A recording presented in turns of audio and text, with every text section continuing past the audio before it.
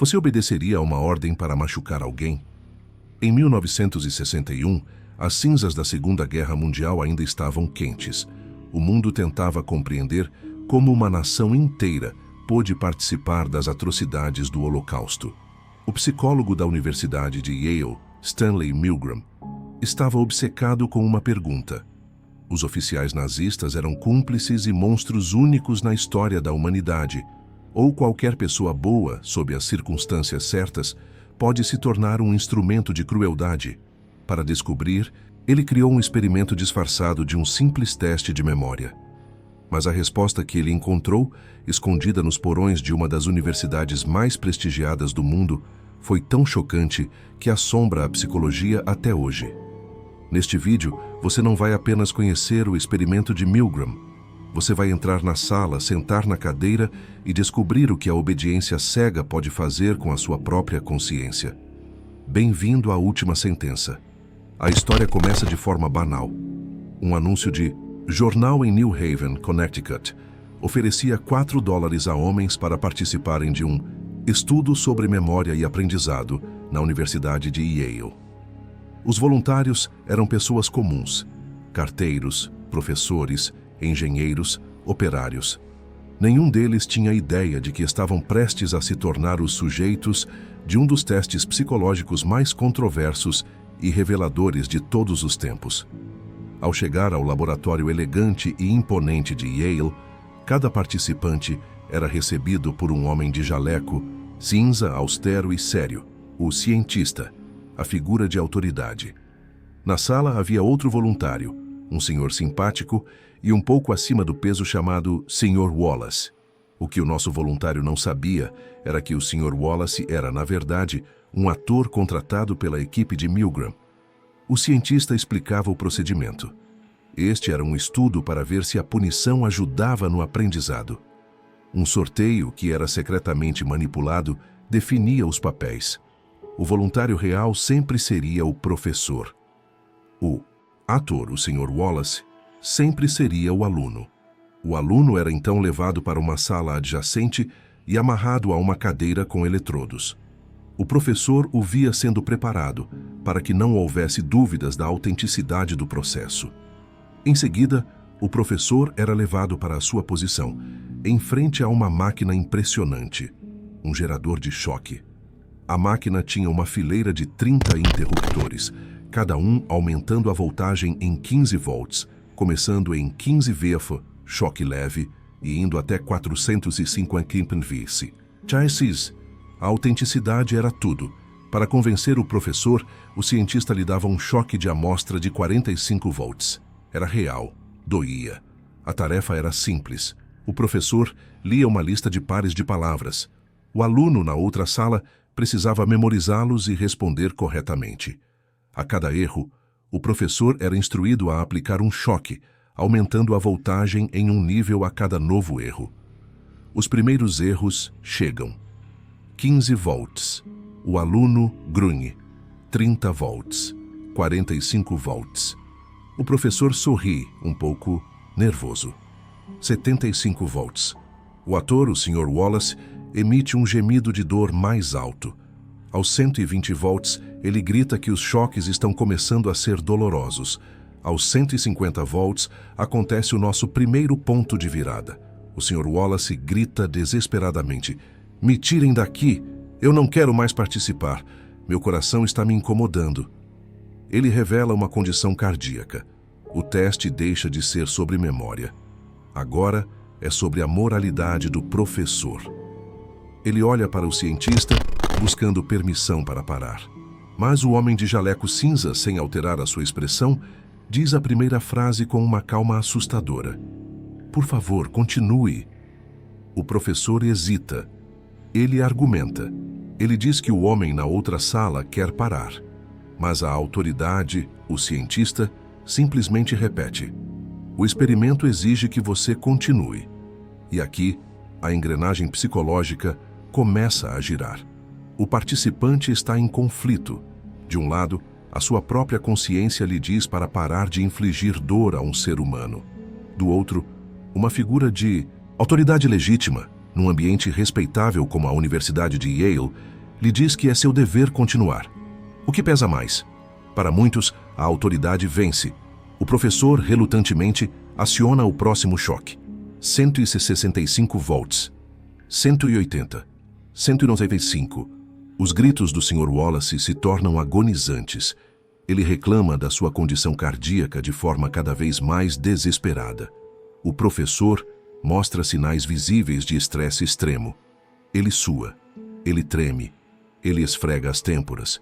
Alguns riem nervosamente, um sinal de conflito interno insuportável. Eles protestam, mas em cada protesto, o cientista responde com uma das 4 frases programadas. Por favor, continue. O experimento exige que você continue. É absolutamente essencial que você continue. Você não tem outra escolha, você deve continuar. Essas frases são um bisturi verbal, cortando a responsabilidade pessoal do participante. A palavra exige e essencial transfere o peso da decisão. O deve finaliza o processo, removendo a escolha.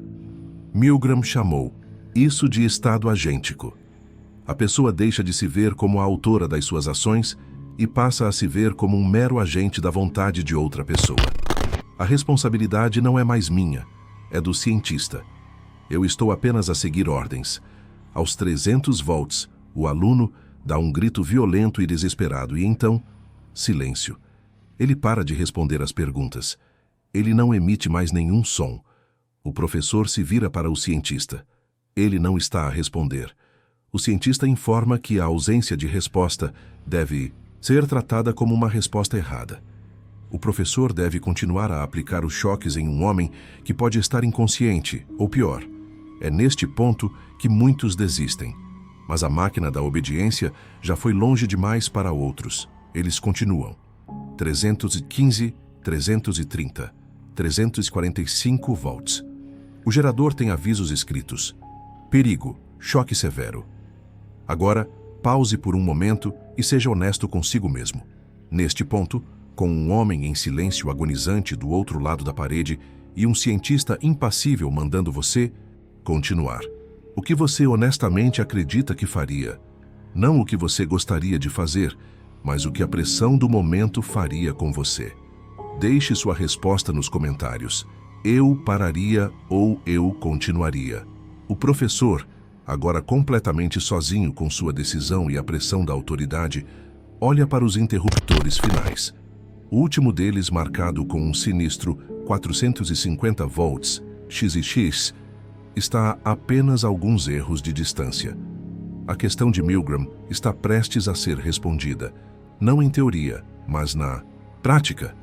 Até onde uma pessoa comum iria apenas por obediência. O professor está sozinho. O homem na outra sala está em silêncio. O cientista, a personificação da autoridade, observa-o impassível. A cada erro, um novo interruptor é acionado. 375 volts, 400, 420. E então, o interruptor final, 450 volts, marcado com XXXX. O participante aciona o último interruptor, uma vez, 2, 3 vezes. E então, o experimento termina. É neste momento que a verdadeira revelação acontece. A porta da sala do aluno se abre e o Sr. Wallace entra completamente ileso, talvez até sorrindo. O professor fica em choque. Alívio e confusão tomam conta do seu rosto. O cientista explica então a verdade.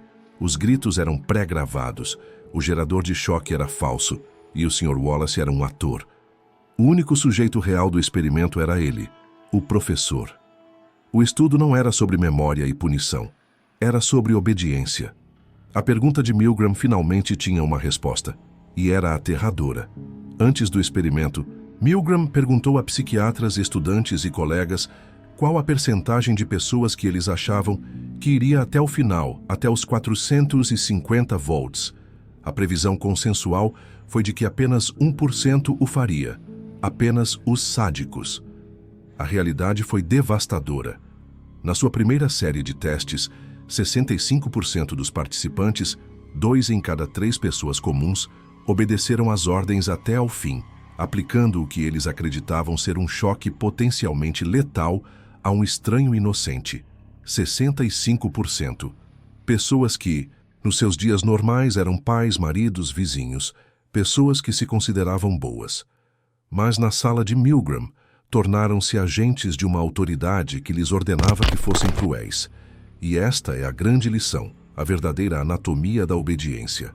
O mal, na maioria das vezes, não se manifesta com um rosto monstruoso e um desejo sádico de infligir dor.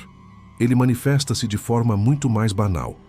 Manifesta-se na obediência cega a uma autoridade, na diluição da responsabilidade pessoal, na crença de que estamos apenas a cumprir ordens. Milgram provou que não é preciso ser uma pessoa má para fazer coisas más. Basta ser uma pessoa obediente. O experimento foi proibido. Hoje seria considerado antiético. Mas os mecanismos psicológicos que ele revelou continuam perfeitamente ativos.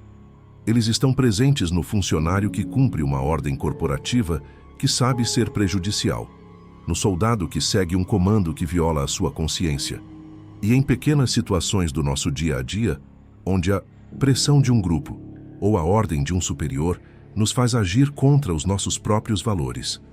A questão final não é se você teria acionado o interruptor de 450 volts.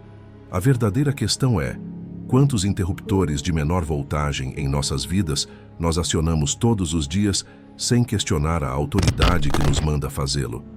O experimento de Milgram não nos ensina que somos secretamente monstros. Ele ensina que a nossa bússola moral é muito mais frágil do que gostamos de admitir, e que a virtude mais importante talvez não seja a bondade, mas a coragem de dizer não, quando uma autoridade nos ordena que sejamos cruéis.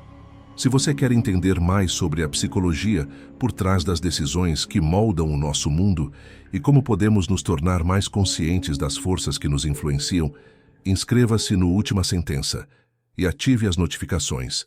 A sua obediência termina aqui.